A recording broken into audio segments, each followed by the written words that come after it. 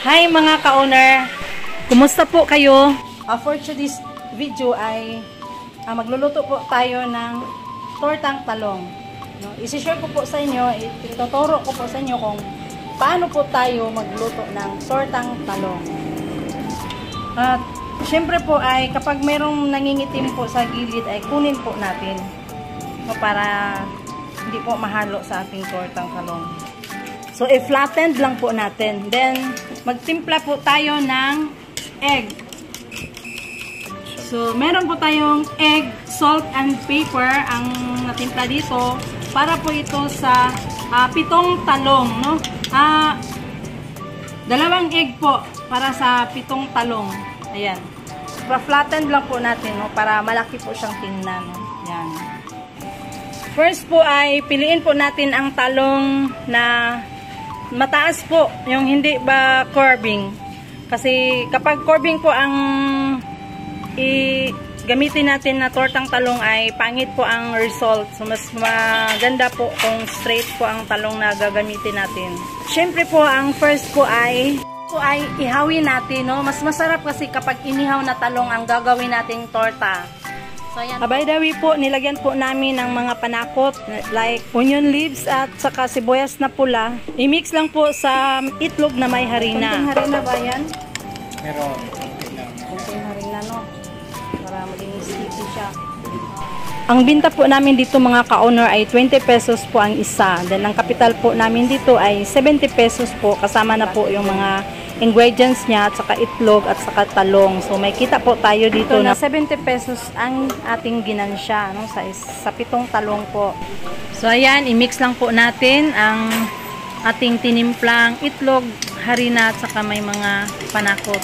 I-mix natin sa 7 itlog. Shift po. Ngayon, maglagay tayo ng mantika.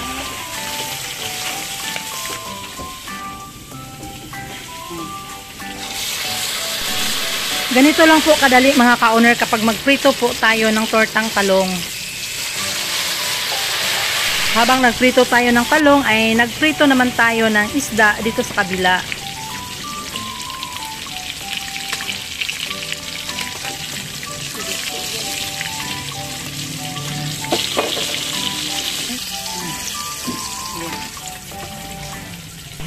Ganun lang po mga ka-owner, no? Ulit-ulitin lang po ang procedure. By the way po mga ka-owner, ito po ang aming best seller na tuna pastil, no? Ganito lang po. 10 pesos po ang isang rice. Tapos may toppings na din.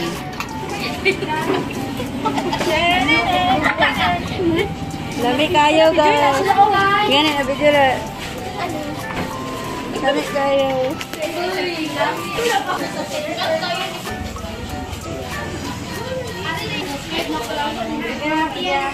Video ko. Subscribe this page pag Erlinda Guardado Sans. Subscribe niyo ni para dahan tagward. Pataka ka lang ba? Pataka ka lang. Subscribe mo guys! Click the notification bell. Oh!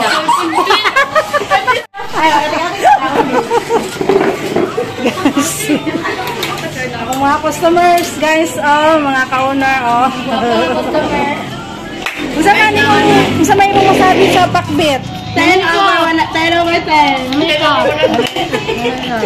Oy, 10 over 100. 100 over. 1 million over billion. Billion. Unsa man imong gisud-an Ko, ariyo. Yeah, unsa man imong masuntik? Very lami siya. Lami. Ay, pastel lang no. Unsa bang pastel? Lami kayo, Virgilio. Lami, pero Oh, yung pastel ah. Puro ng pastel oh. lami man kayo. Ato mo diri sa Erlinda Guardado.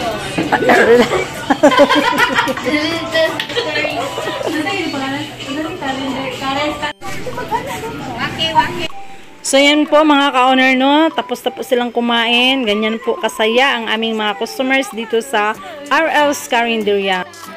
Ito naman po ang aming ibang customers, no, sila po ay kumakain na rin at ang iba ay mag-o-order pa. So, maraming salamat sa inyong lahat sa patuloy niyo po pagtangkilik dito sa aming karinderya. So, ayan na po ang aming mga customers, no? Ready to go na po. Ayan. So, bye-bye po sa inyong lahat. Maraming salamat po sa patuloy niyo pong pagtangkilik at panunood. Mga viewers at sa aking mga subscribers, maraming salamat po. Yan po ang ating pork kilawino. Yan po, ubos na po. Yan. So, bestseller po natin yan, ang pork kilawin.